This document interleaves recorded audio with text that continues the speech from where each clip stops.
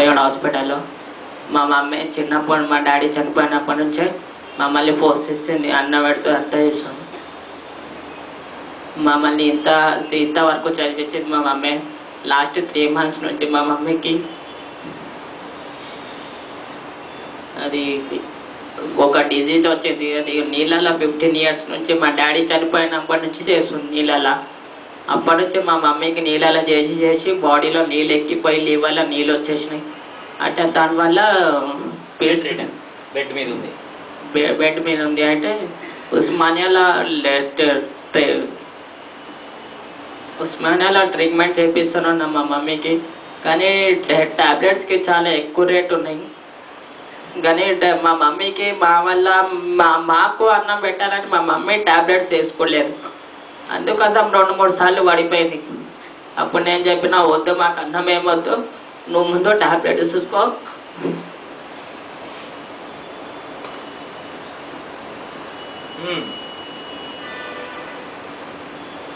ఏడవకూడదు, చెప్పాలి. అప్పుడు ఏం చేసావు నువ్వు?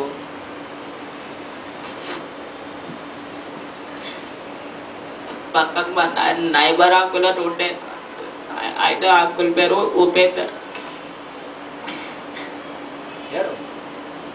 ధైర్యంగా ఉండాలి. ఎట్లా ఉండాలి?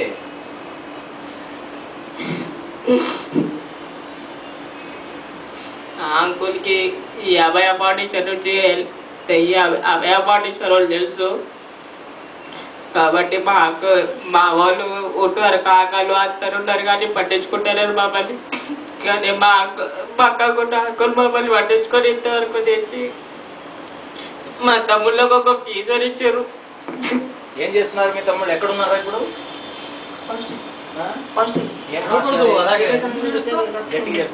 వివేకానంద విద్యా వికాస్ కేంద్రం. బాగుందా? ఎవరి ద్వారా చేరారు?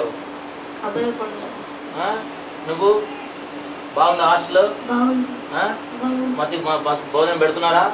డబ్బులు అడుగుతున్నారా? ఏం లేదు కదా. చాలా మంచిగా చదువుకోవాలి మీరు, అర్థమైందా? నువ్వేం చదువుకున్నావు? నేను 10th లాస్ట్ ఇయర్ పాస్ అయ్యాను. నేను స్టేట్ పాస్ రావాలని మస్తు టార్గెట్. కానీ లాస్ట్ మా మమ్మీ ఎగ్జామ్ టైంలోనే కింద పడితే కాన్సన్ట్రేషన్ చేయలేదు. కానీ 50% తోటి పాస్ అయినా.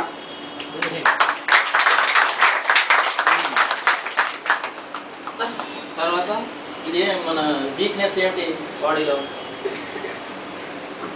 నాకు డాడీ అప్పుడే నేను ఇట్లా 6th క్లాస్లో హాలిడేస్, సమ్మర్ హాలిడేస్ ఉన్నాయని ఒక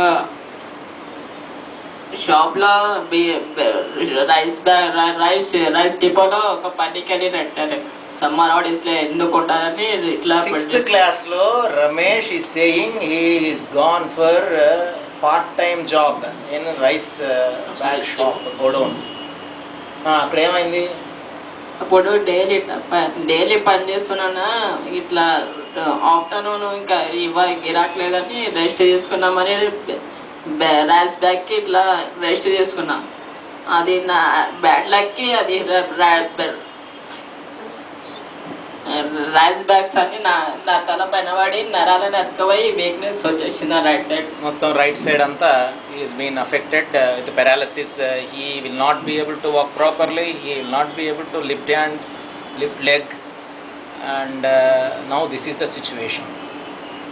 you tell me brothers, how fortunate we are in life. You don't have to be realized this every day in and day out. When you come to Abhaya, think, ఇలాంటి పిల్లల్ని ఎంతో మందిని చూసుకునే ప్రయత్నం మనం చేస్తున్నాం.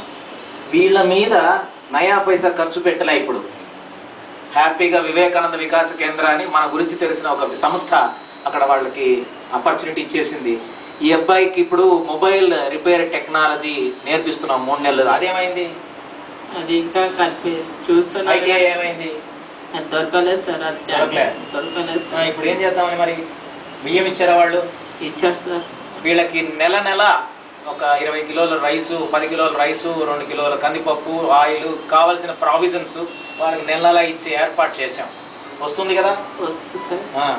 సో అంటే మనం వీళ్ళ మీద నిజంగా పెట్టి చెప్పాలంటే 5 పైసలు ఖర్చు పెట్టలే ఇంత దాకా, కానీ ఒక జీవితంలో వాళ్ళకి దిక్కు అనేది ఏర్పడింది.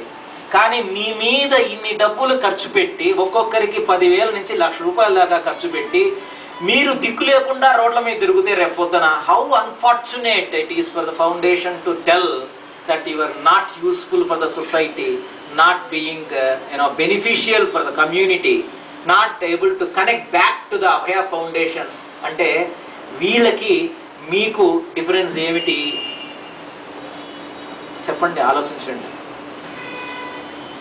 సో ఇలాంటి రివ్యూ మీటింగ్లు ఎందుకు పెడుతున్నాము అంటే పునరపి స్మరణం పునరపి మననం చేయాలి, స్మరణం చేయాలి. మనం ఎందుకు వచ్చాం, మన జీవితంలో ఎలాంటి వ్యత్యాసాన్ని క్రియేట్ చేయాలి, ఎలాంటి అద్భుతాలు సృష్టించాలి, ఎలాంటి బాధ్యతాయుతమైనటువంటి ప్రవర్తన మనకు ఉండాలి అనేటువంటి దీంతో మనం ఈరోజు ఇటు వచ్చాము.